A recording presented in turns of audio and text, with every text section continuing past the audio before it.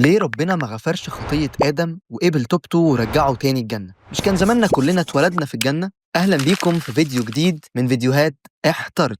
ليه كان لازم ربنا يتجسد ويموت عشان نروح الملكوت؟ مش كان ممكن يا عزيزي يبقى الموضوع أبسط من كده ويغفر خطايانا كلنا طالما إحنا بنحاول ننفذ وصاياه؟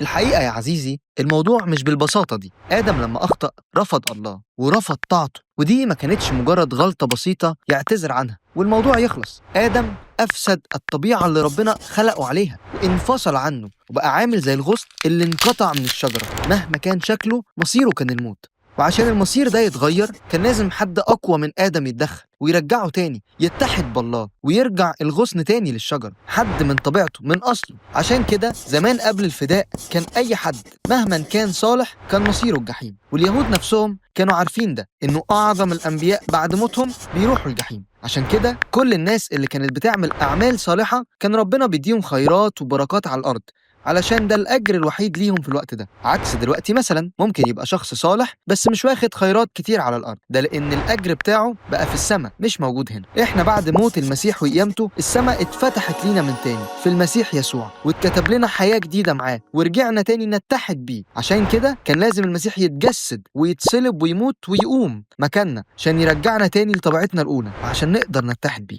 في نهاية الفيديو لو عندكم أي سؤال اكتبوه لنا في الكومنتس، ونشوفكم في فيديو جديد من فيديوهات احترت.